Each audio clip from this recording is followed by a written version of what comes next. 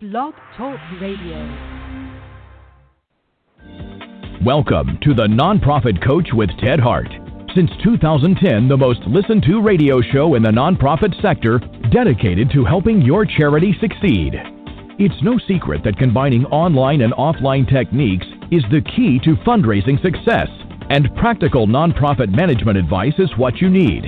The Nonprofit Coach with Ted Hart is the perfect landing point to learn from top experts around the world who provide advice you can use. Ted Hart is without a doubt one of the foremost nonprofit thought leaders. Also a successful author, his books range from successful online fundraising to expert nonprofit management. Guests on the Nonprofit Coach are leaders in their field who share their insider tips and trade secrets in a conversational style both the experienced and novice will benefit from.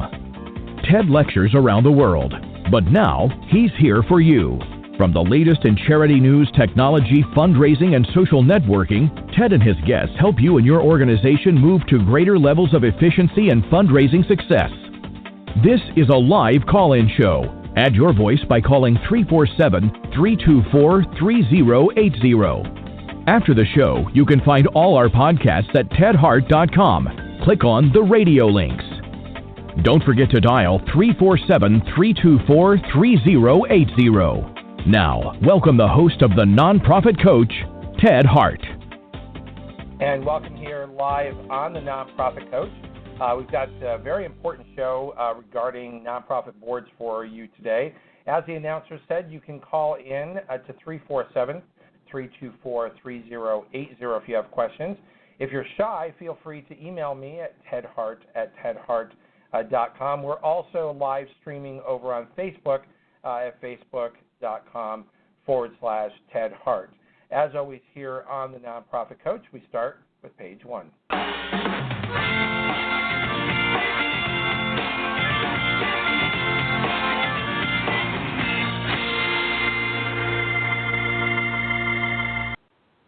And today here on page one, we have the Education Resources Manager from CFRE with us. Jeff Stranger is here.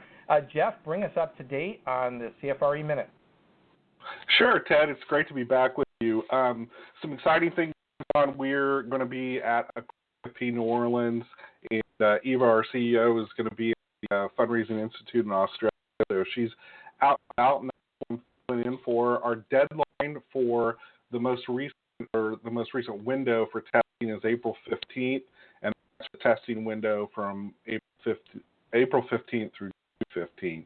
So a lot of exciting things going on. And the last time I was on with you, we talked about the practice. Can I interrupt? Sure. Yeah, can I interrupt? I think you may be calling in on Skype, and your internet is cutting in and out. We're getting about 3 words and then a break. Could I ask you to just dial back in to the show directly from a landline? Is that possible? Yeah, that's great. Sorry about that. No, that's no problem at all. 347-324-3080. Just dial right back in. I'll grab you, and we'll get right to the CFRE Minute. Okay. All right. So Jeff Stranger will join us right back. We just want to make sure that everybody can hear every word that he says because the CFRE Minute is very important. I'll just take this opportunity to remind all of our listeners that the Nonprofit Coach believes that all nonprofit fundraising executives should sit voluntarily for the CFRE exam. That's showing that you have a common set of principles, ethics, and proficiency in fundraising is not only good for your career, but it's also good for the nonprofit organizations that you serve.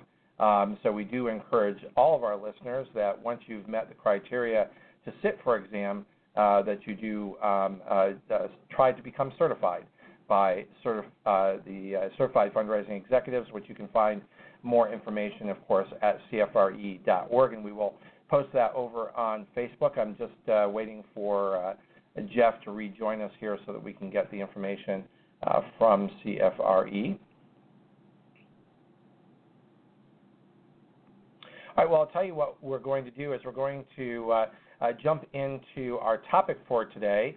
And when I see Jeff join us again, I'm sure that our fine guests won't mind if we take a break and fit Jeff in as soon as he's able to get on a landline. So we're going to run on over to page 2 and then blend in page 1 when Jeff is able to join us.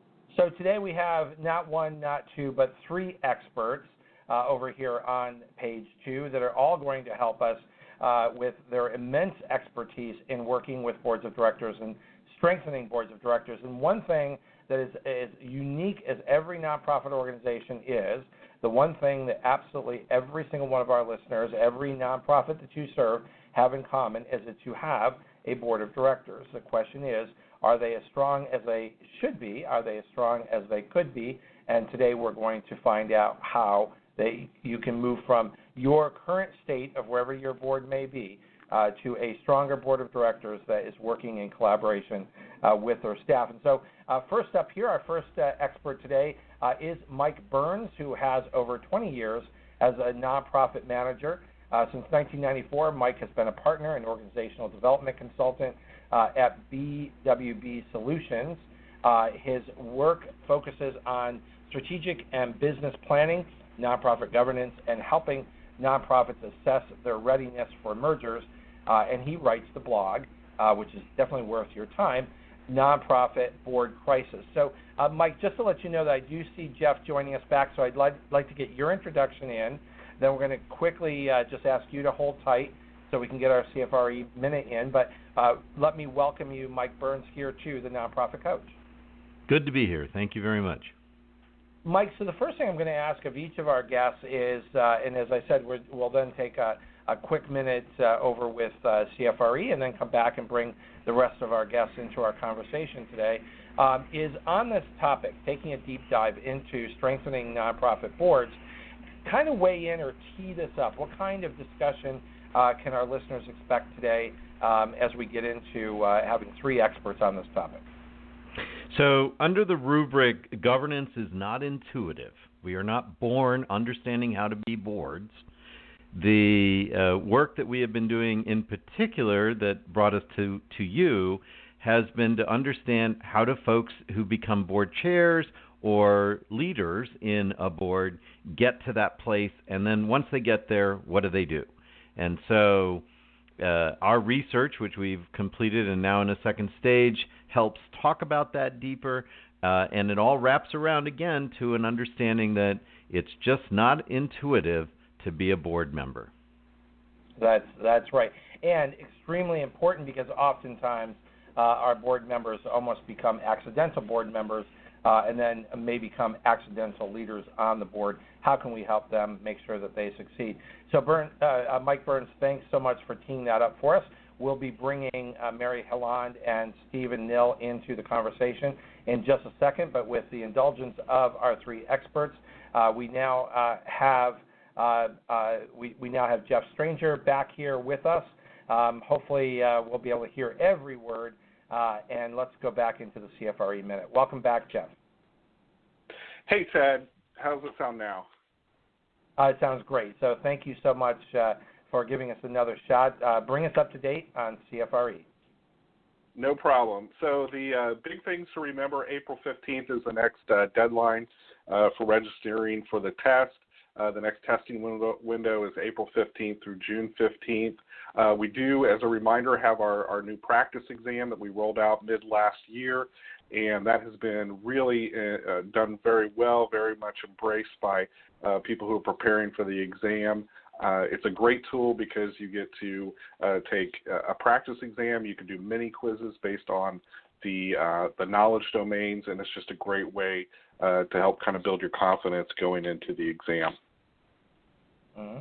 And as you said, that's a very popular way for folks to be prepared.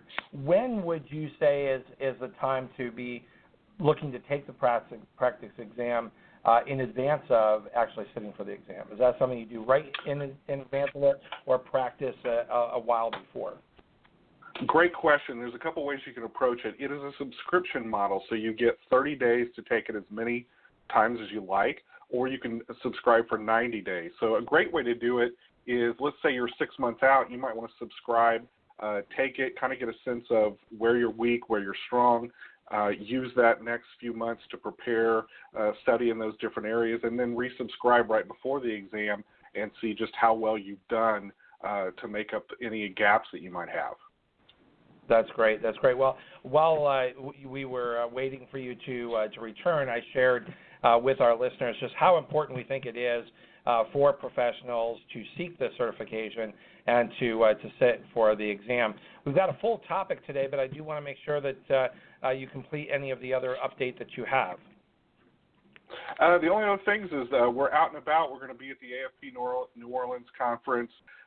We've got representation at the Fundraising Institute of Australia, a lot of other conferences that are going on. So when you're out and about looking at conferences and education, look for us because we'll be there. Thank you, Jeff Stranger, for being our guest here again on the Nonprofit Coach, and thank you for bringing us the update from CFRE. We're going to go right back into our page 2 conversation here. Mike Burns is rejoining us, and Mike, thank you so much for teeing us up on that topic. I'd like to next bring in Mary Hiland. Mary Hiland is here with us. She has over 40 years' experience with nonprofits. Mary understands firsthand nonprofit leaders' daily challenges. After 26 years as an executive and years of board service, Mary has consulted and coached nonprofits for 16 years. She is an author, a speaker, trainer, and researcher, and Mary helps nonprofit leaders apply research and knowledge in very practical ways to the challenges that they face. Mary, we're just asking each of our guests today to sort of tee up this topic in terms of taking a deep dive into strengthening nonprofit boards. What will we be covering today? What will you be sharing with us? Well, as Mike mentioned, Ted, and thank you for inviting us to be here, the importance, I think, of the leadership of the board is where we have focused our research recently and our study on board chairs a year or so ago. And I think this is one of the most critical places that you need to strengthen your nonprofit board is in the leadership. The role of the board chair is critical, and certainly the people following behind or inadvertently ending up in leadership roles on the board, this is something we think it's very important to be more intentional about, and we haven't been in the sector. And I think putting a spotlight on that and gaining some knowledge through the research we've done, it's a beginning, will help. Our hope is that we will help nonprofits, both the board members, board leaders, and executives, be able to raise the bar, frankly, for board leadership. That's terrific. That's a great introduction to today. Our third speaker today, we promised not one, not two, but 3 experts to take a deep dive into strengthening nonprofit boards, is Stephen Nill, who is the founder of Charity Channel in 1992 as a means of connecting his nonprofit hospital chain's fund development staff over the internet to their colleagues at other organizations. That first discussion community grew into what is today the oldest and largest community of third sector professionals in the world, comprised of well over 100,000 participants worldwide. He has been working in the United States and the international third sector for more than 4 decades. Welcome back here to the Nonprofit Coach, Steve Nill. Great to be back, Ted. I always enjoy the show, and I'm always leave learning at least as much as I think I'm trying to get across. So here we are. Well, we appreciate that. So just as we've asked our other 2 guests, could you sort of tee us up on this topic of a deep dive into strengthening nonprofit boards? Yeah, the other 2 guests, Mike Burns and Mary Hiland, both are giving a lot to the sector by researching and challenging assumptions.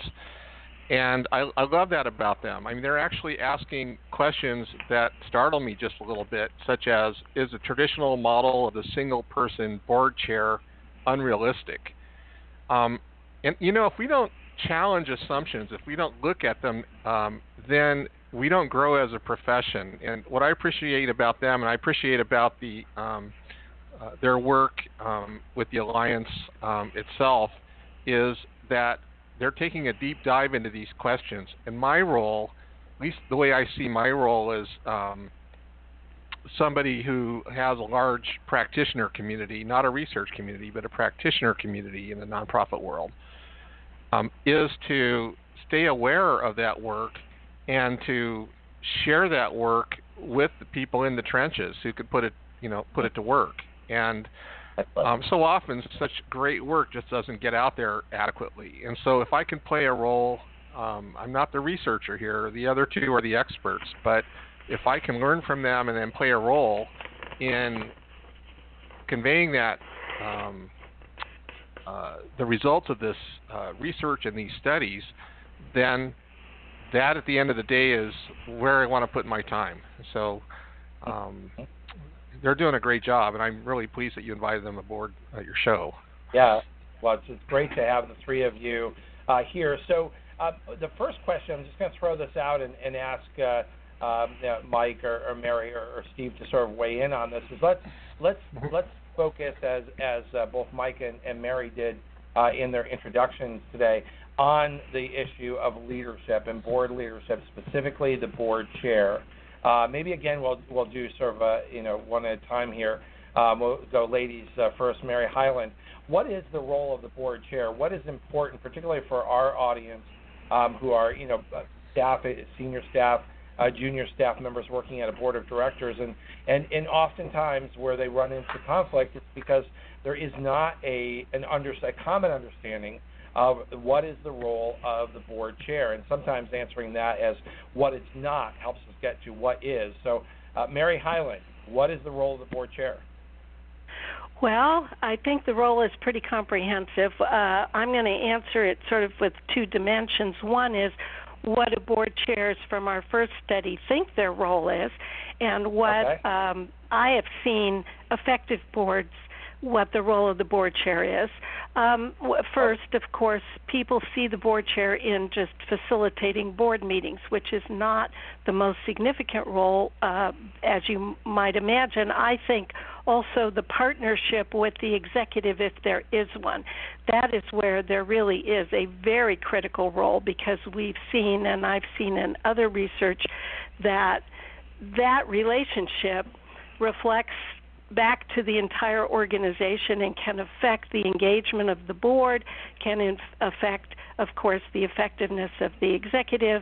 And so that role that the board chair has in partnering with the executive. And in our study, our first study, we found that boards do recognize that is an important role. One thing that has been out there a lot that didn't come up, and Mike, you can correct me if I'm misstating this, but there's some board chairs out there that think their role is to be in charge of the executive. And we found that while there's a little bit of that, overall board chairs get it, that is not their job. But I think that's an area where boards that aren't functioning well can fall down, and the board chair can make a big mistake. So I think being a facilitative leader with the board, engaging people, engaging them to engage with the community and the stakeholders, and also building that partnership are two of the most critical that I see. Mm-hmm. And Mike, what would you want to add to that? So I do want to add that, first of all, that what Mary and I are talking about initially on our first study, it was a study that was distributed to folks around the country in something called snowballing research, where somebody said, hey, have you seen this link, this survey, and they pass it on, and so people keep passing it on. Out of that effort, we got 635 board chairs, self-identified board chairs, who responded to our relatively lengthy survey, not as lengthy as the next one that we're doing, but that first survey, again, we got responses from 635 folks. And one of the things that I think, to Mary's point about leadership, is that chairs actually identified for themselves that CEO, mentor, and coach role is one they value, and that does change the framing for this kind of what I think is often expected by the rest of the board as a supervisory role. No, the answer is more the mentor and coach. I should also qualify, however, that our research is descriptive. It's folks reporting on what they do. We have opinions about them as practitioners. We've been in the business, as you noted, for 50, 60 years. But so we're cautious in saying every board chair should do Y or A. At the same time, what we can say is here's what boards think is right, and then as we match that up with what we think is effective, we can verify that or affirm it. I should also say that right now, and probably part of the stimulus for this conversation, is that we have begun a second study. This study is not focused on board chairs as much as board vice chairs, where we said, hey, there's a big vacuum for understanding what the heck do those people do. Everybody thinks that they just sit there and fill the void once some chair is not present. But we're learning that vice chairs do a whole lot more. And how do folks become committee chairs, and what happens to them? And then on top of that, we've added a little bit of stuff about this shared leadership concept. Is it heroic to just be the chair running the shop? And then a little bit more we added on diversity. And all those three topics, the general leaders, diversity, and shared leadership, is the focus of our next study, which is open. Folks can use our Alliance for Nonprofit Management. Alliance for Nonprofit Management, there's a link in there. And I should also note that, we are doing our work under the sponsorship of the Alliance for Nonprofit Management. We are members of the Governance Affinity Group, and that is a group of practitioners who all focus on obviously, as its name is, the governance of nonprofit boards. So is this the executive transition leadership continuity? No, those are the other people. On the website.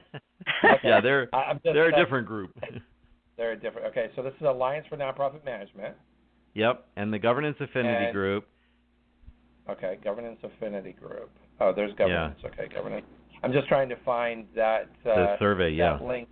Post it over on Facebook for our listeners so that they can participate in the study. Yes, please. If they would like. Ted, the URL is allianceonline.org, so it's not, if that's helpful. Yeah, I've got allianceonline.org. Yep.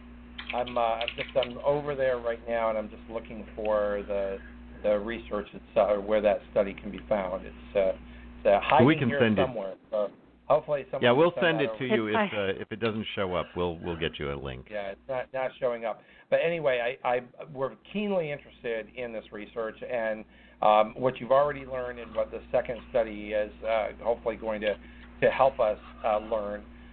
But going back to this topic of the board chair, what are the pitfalls that often nonprofits fall into? Because I think it comes back to what all three of you really said in your sort of your opening remarks today, and that is what I often refer to as sort of accidental leadership. It's sort of like, I was next in line, or I was the person, who said yes, but now, how did I learn how to be a board chair? Did I ever learn to be a board chair? Because I one of the things I often share with folks is I've never run across a board of directors who truly wanted to destroy the organization that they were serving, but they often can get themselves into other. There have been some boards that I've consulted with that I've questioned that statement. I know. But it really comes down to a misalignment between the expectations of roles. Where the board is coming in and basically counting paper clips and looking over the shoulder of staff and questioning the management, rather than understanding, I think, and this is sort of where I want to go, is what is the appropriate role of board members interacting with the chair and the chair interacting with staff? What's the healthiest alignment that you've seen, or that your research supports? Well, I'm going to let Mary answer that question, but precede that answer with this set of statistics. 51% of the respondents did nothing to prepare for being the board chair. And we're not surprised by that. No, we're not surprised, but it's nice to see it solidly in writing. 82% said they got to be a board chair by chairing a board committee, and here is not surprising but daunting. 70% said that their experience on being a board chair is based on the previous board chair. Right. So everything they know about being a board chair, so bad or good, that's the kind of chair they are today. That should give everyone pause. Basically what we know is there's not a lot of preparation going on, and that's beginning of what we need to do to change this situation. So, but Mary, you can say more. Well, I think that also reflects that, to try and answer your question, Ted, there really is just our own personal experience, because there really hasn't been research about any of these questions. There was some that Yvonne Harrison did about the competencies of a board chair, but they asked executives primarily in that research about what they observed and what they wanted. So I think we have a long way to go to really learn the answers to these questions. One thing that did come out was that when we asked board chairs, what would you like to have? What would help you? This whole idea of mentoring and coaching. And we're seeing it in the board that this, when people can stay, which is a whole other issue, stay in their role for a while and be intentional about leadership development on the board, because people getting into these positions, and we'll see more when we have the results of this second study, but people get into these positions haphazardly, and the board leadership roles, some people, I've seen it, some people kind of emerge as leaders in any organization, whether it's on the board or it's on the staff. And I think that is great when it happens. But often on boards, it's about who's willing to do the work. And that is not in really good, purposeful leadership development. And I think that if we can provide and help boards recognize that this mentorship, this coaching, where can boards find that? It isn't out there for them. There's workshops, but that is not the same thing, and that is what people want. And when when Mike mentioned that 70% are looking to the previous board chair, one thing we don't know is what are they learning from that board chair's behavior? Is this good stuff or bad stuff? And are we perpetuating bad practices in a particular nonprofit? Yeah. Mary, just jump in here. you and I had a conversation. Or Steve, 1 second. Just to jump in here, just to let our listeners know, over on Facebook, we have identified and found the second phase of the groundbreaking research on the leadership of boards by the Alliance's Governance Affinity Group, and have posted that link. So anyone who would like to go there and please participate in this study. But we've also posted the first phase report on voices of board chairs on Facebook as well, at facebook.com/Ted Hart. And I interrupted Steve Nill. Please go ahead. Not at all. That was really appreciated. One of the things that has been clear to me for quite some time, and my background is I'm a tax-exempt lawyer, and so I divided my time roughly between forming new nonprofits and trying to educate new board members on their role. Oftentimes, board members who have never served on a board, to the other half of my practice, advising so-called experienced boards of, I should say the organization has experience, but the boards have varying levels of experience.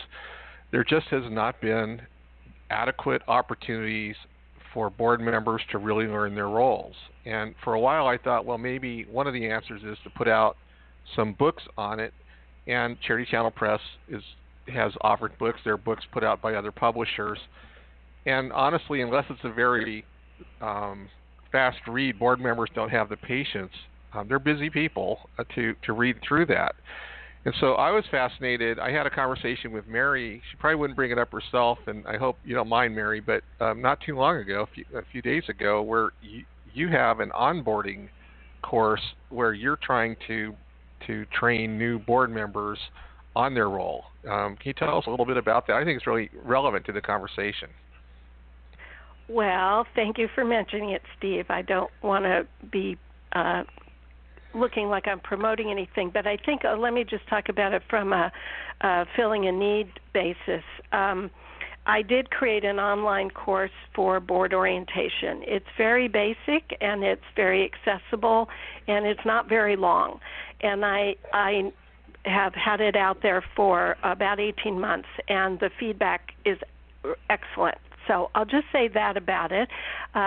If anybody's interested, they can find me. But I think the key thing is that what I'm seeing is that when people get their hands on this, the feedback I've heard is experienced board members are saying, I'm learning things I never knew before. I've been on a board a long time, and this is news to me.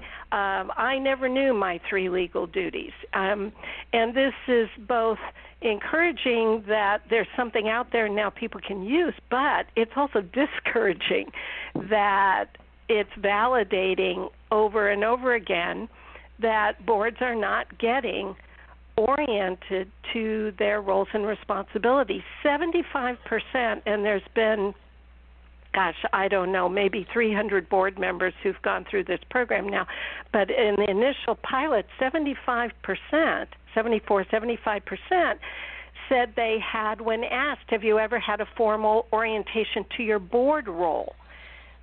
0, nada. Right. People are oriented to the role, what the nonprofit itself, our mission, our programs, but they're not oriented to what it means. And it falls to the executive to do that. And frankly, they don't feel very empowered to do that. And there's some messages they want board members to get that they don't feel comfortable delivering. So I think this whole idea of how do people learn how to be an effective board member, an effective board chair, what's the role of the vice chair, all those things are things that we all need to work on in the sector, doing a better job of helping. Well, that is so true. And I tell you, I think back of some of the boards that I've advised, and in some parts of my practice, and lots of attorneys who do what I do will tell you the same thing. Boards can get into serious trouble by simply being ignorant of what their legal duties, not just their governance duties, but their legal duties. And I could, if we had a long time, I could give you some really interesting horror stories. I wrote about a few of them on Charity Channel years ago, but there is not adequate training, and that's one of the reasons why I sort of spoke up, Mary. You weren't going to do it yourself probably, and you and I didn't talk about it before the show. But Mary is putting to action what I think is needed, and we need more Marys out there who are willing to put on onboard training for the boards out there. And I'm not sure, but she may have pretty much the only online training that I'm aware of in that area. But I'm sure someone else will speak up if they know of others. But we need more of these. Yeah, and part of this, Ted, I just wanted to jump in and just say, part of the disconnect for a lot of nonprofit organizations is sort of the imbalance of power between the executive director who may or may not be skilled enough to sort of speak truth to power. So even when an executive sees problems, is the executive empowered to be able to work with the board chair, or vice versa, where the board chair may see problems with the executive, but again doesn't understand the role. So the collaboration between the two is extremely important.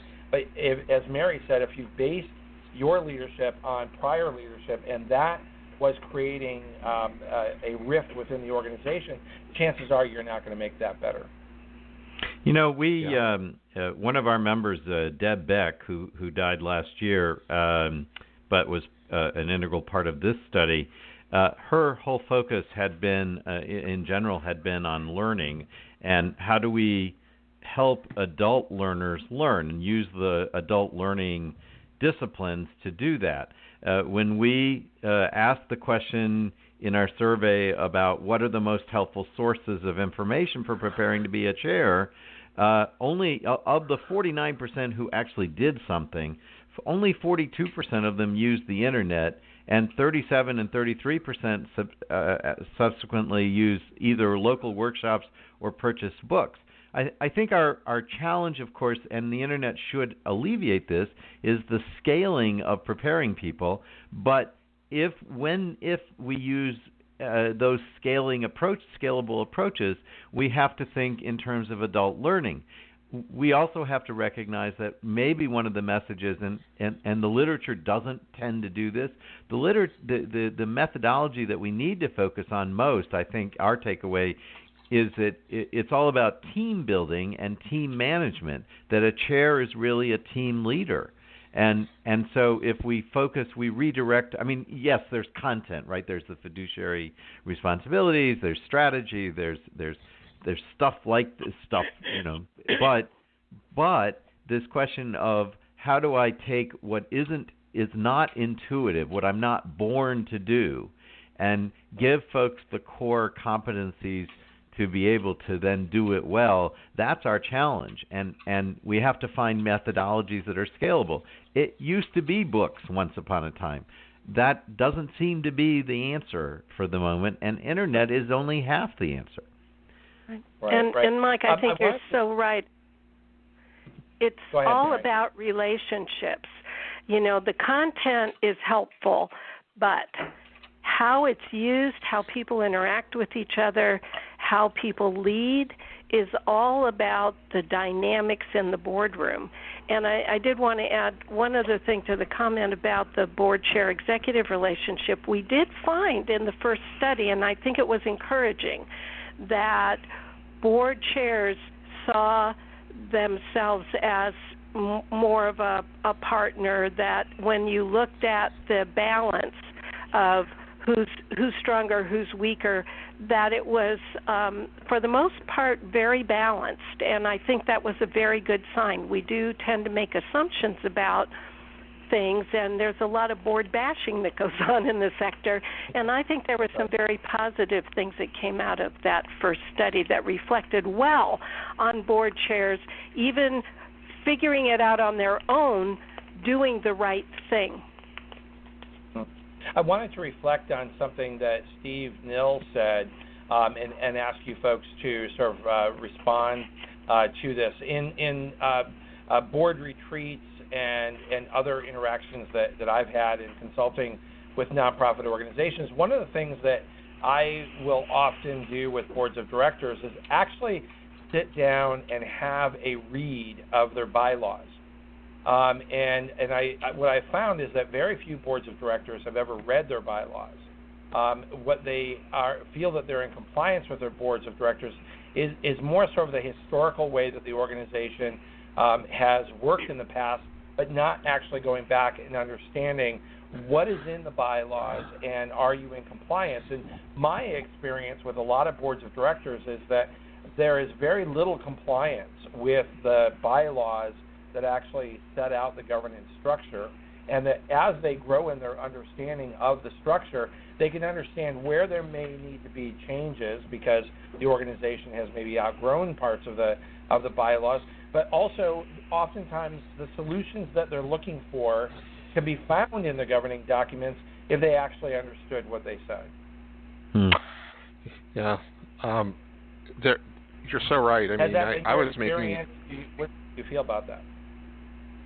Yeah, I think that's there's a lot of sort of going along down the road, running board meetings the way we've always kind of run them, and things like bylaws or state-driven fiduciary duties, you know, the duty of loyalty, or IRS-driven duties to avoid, excess benefit transactions. Those kinds of things are completely, for many boards, are completely invisible. And I know from my experience as a lawyer, lawyers unfortunately tend to get called in either at the formation stage or when something really bad has happened. That's gone, right. And in every case where something really bad has happened, there is usually a set of bylaws, to your point, Ted, that had they been adhered to correctly would have done a pretty good job of either avoiding the problem or remedying it once it occurred. But the boards weren't aware of them, and much less the legal framework they operate under. Now, I don't think anyone expects boards to be tax-exempt attorneys, but there are fundamental principles that, even if you only know the principle, can guide you and at least alert you to when you might be heading into trouble and maybe need to get some specific advice. That's right. Well, I don't mean to be a contrarian here, but I will say that my experience is that board members have read the bylaws, and in my experience, bylaws do not address the things that matter most in the boardroom. Okay. There are some that are way too big, way too long. Excuse me, Steve, but they were obviously written by some attorney who just is got to put everything in the kitchen sink in there, and they're too prescriptive. But that's the exception in my experience, and I usually do. As you said, Ted, it's a really great practice to read the bylaws for the organizations that you're working with. But, I find that the officers say how often to meet, but they don't talk about rules of engagement. How do you relate to each other? And they don't talk about leadership. They're about the structure. And, we fall back on structure, I've found, when we don't really trust each other, and we evoke the rules when we can't figure it out together. And it speaks more to what Mike said earlier about team building. And I think that we're not offering or paying enough attention. There are some good things out there about how to help boards be effective teams. But again, I think it's more about, yes, you've got to know the rules you're operating under, so I'm not minimizing that, but the things that really make the board effective are not about those rules. I think I agree with you. Yeah, go ahead. Well, I think this question of onboarding is now surfacing stronger. I think Board Source has been talking about it more frequently, and I don't think that we have a so-called formula to make it right. And I do think bylaws have a role in onboarding, but at very minimum, an onboarding activity is critical. And folks, I consult with all the time who have never had an orientation, or their orientation was welcome to the board. And so it's no surprise that they know very little about what they should be doing or how to do it. Right. And they hold back for a long time and don't contribute their skills, talents, and their hearts even, because they are waiting to figure out what the job is by watching others. By watching others and waiting for someone else who maybe is more senior. Yeah, and Mary, I want to say I agree with you, and maybe I misspoke. I think that having that concrete base of understanding what the structure is how you then build the communication, because that's a common set of rules that everyone needs to understand, because from that you may get your committee structure. From that you may understand what the role of the officers are, the role of an executive committee would be. But you're right, it's then about the board working together within that structure. But I find that oftentimes one of the biggest compliance issues and therefore one of the biggest risks that a nonprofit carries is being out of compliance with their own rules, their own norms, and their own bylaws. Mm-hmm. And so it's sort of a base to start with. But you're right, it doesn't answer all of the questions, and it doesn't get to effective governance, and it certainly doesn't get to effective relationship with staff.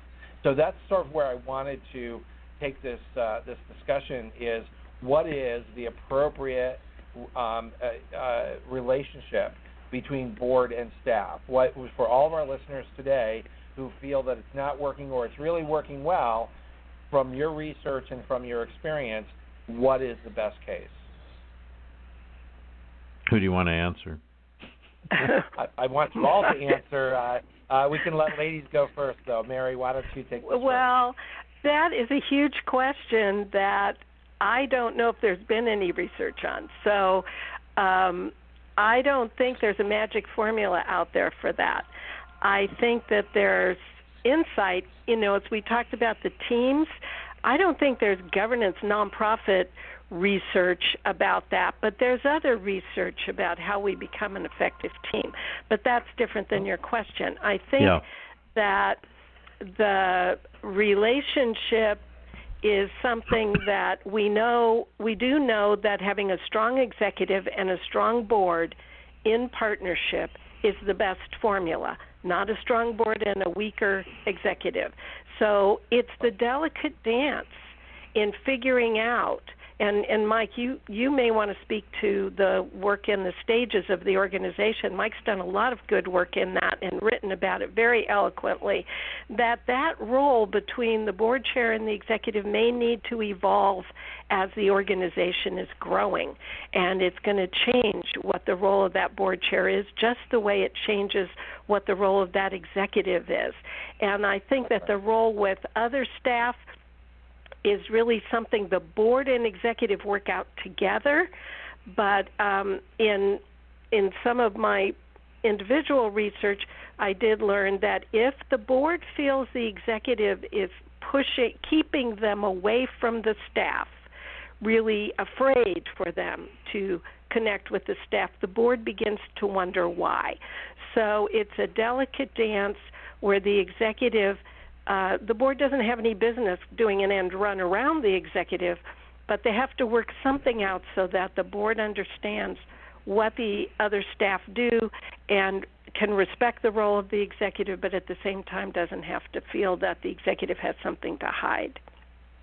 Yeah, well, and Mary, Mike, if I can ask you to pick up one part of what Mary just said, because so many boards of directors, I feel, become so focused, and rightfully so, because they may be supporting an organization in crisis or in change, but they become so focused on sort of policy and budget, which of course are very important aspects of the board's work, that they almost lose sight of the mission of the organization and lose sight of the fact that the nonprofit itself is in service to a community. So sort of keeping all of that alive, which for a lot of board members is the original passion why they probably became involved, but then the weight of the data and the information becomes the drudgery of being a board member. So Mike, how do you keep that passion alive and keep that delicate balance that Mary is talking about between staff and board? So there's a lot buried in that question.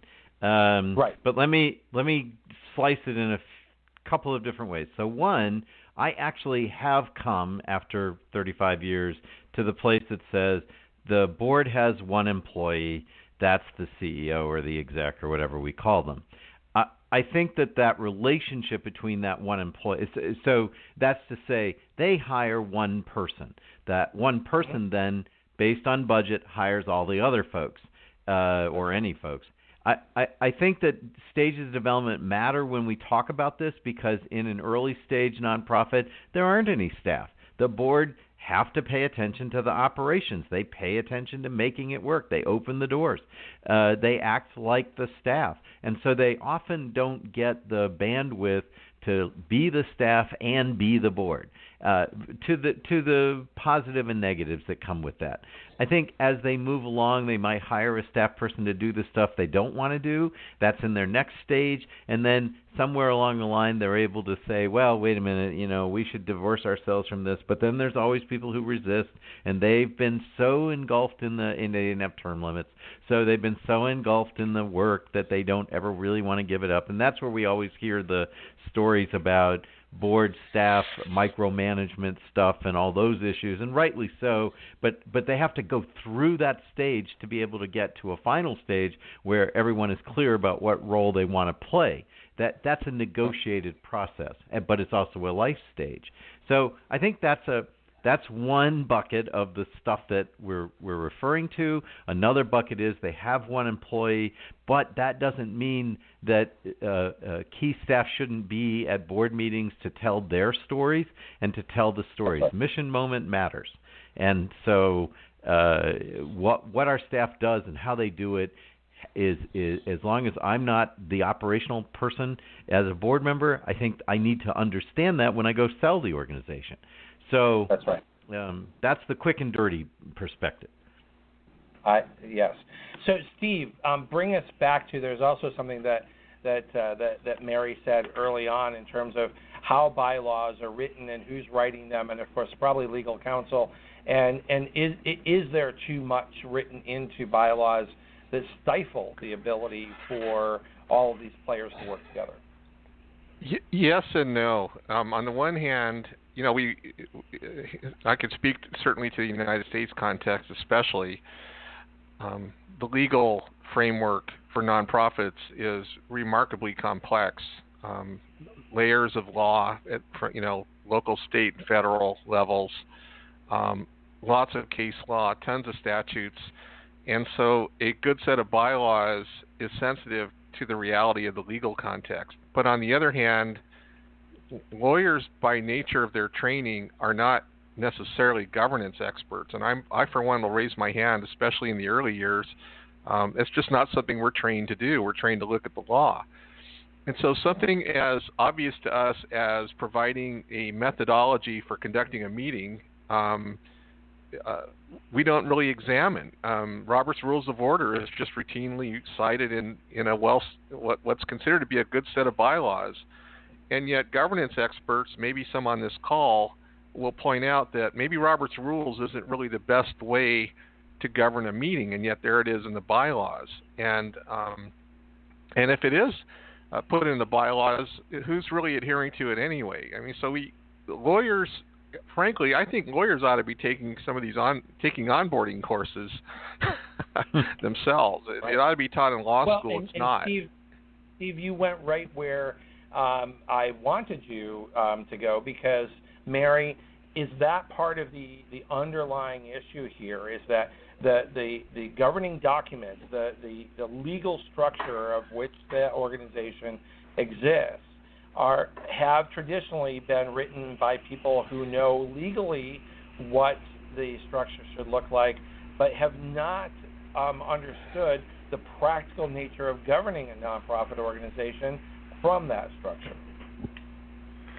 I don't think so, because most bylaws don't have a lot of things in it that are directly and only related to governance. They do have the officers' roles, and I will say that, Steve, you're a nonprofit attorney, but people really get into trouble when they adopt some template from a corporate attorney, and where what you say is true, Ted, that I've seen is where they have a description of the president of the board as the chief executive officer, and it just confuses everyone about those roles. But the bylaws I've seen, nobody's really paying any attention to that. But those have been the exception rather than the rule.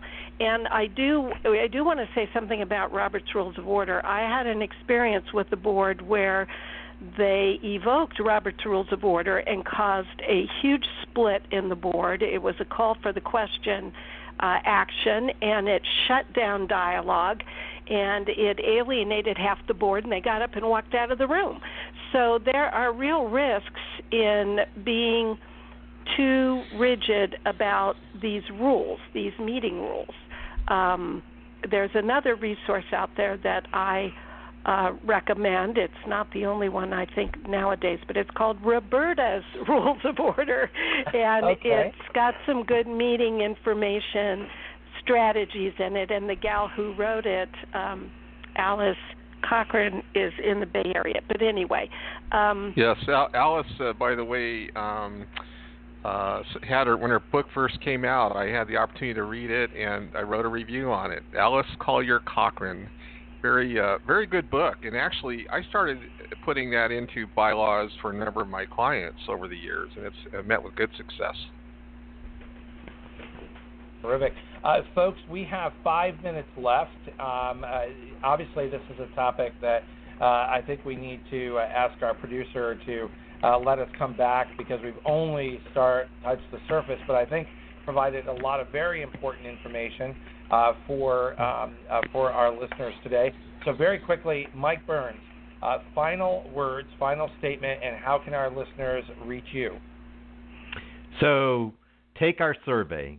Tell your board chairs and leaders and everybody who's in a board that is in a committee or vice chair in particular, come take the survey. We need to hear from you. We want to hear from you, and we want to make another aha set of learnings. And so we need this to happen, and we're open for about a month and a half more to take the survey. So we want to encourage, tell everybody you know. You can get me on my website, bwbsolutions.com, and you can certainly go to my blog where I have fun pointing out where things are ridiculous in governance land. There you go. And Mary Hiland, wrap up for us, and how can our listeners reach you? Well, I would echo what Mike said. It is so important for us to get participation in this study. So please, please, please participate, encourage people to participate. And I would say that boards are made up of well-meaning people. As you said in the beginning, Ted, they want to do the right thing. I think we as practitioners need to do more work to provide them the tools and resources they need and the support they need to do that. People can reach me at Hiland, H-I-L, there's no G-H, H-I-L-A-N-D consulting.org, or they can go to www.talkwithmary.com. So I'd look forward to hearing from people. And Mary, we have posted over, and for Mike as well, we've posted over on facebook.com/Ted Hart. We have posted the survey, the first phase report, and Mary, just for you, we've also posted Roberta's Rules of Order. So we've got that over there as well. Oh, also, please read the first report, because there's insights in there that people need to know. That's right. Steve Hill wraps up today, your wrap-up, and how can our listeners reach you? Sure. Easiest way is just to go to our website, charitychannel.com, and go to the contact page and drop me a note. I respond very promptly to those. Terrific, and thank you, Mike Burns, Mary Hiland, Steve Nill, for being our guests here on the Nonprofit Coach, for our three experts taking a deep dive into strengthening nonprofits. And as our listeners heard today, a very intense a topic, one that affects every single organization, every single executive, and one that I hope we can have our experts back and take another deep dive, because there's a lot in that ocean that still needs to be addressed. That is our show for today. Thank you, my guests. We will catch you next time on the Nonprofit Coach. You've been listening to the Nonprofit Coach Radio Show with Ted Hart. Tell all your friends to check out our production schedule and download our iPod and iPad-friendly podcast at tedhart.com. Thanks for listening to the Nonprofit Coach.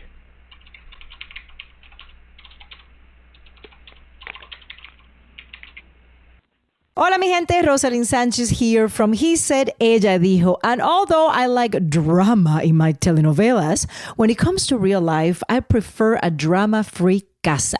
Thanks to Fabuloso. Its remarkable lavender scent lingers like a longing glance. And with 2 times more active ingredients to take the drama out of any mess, you'll be shouting, gracias.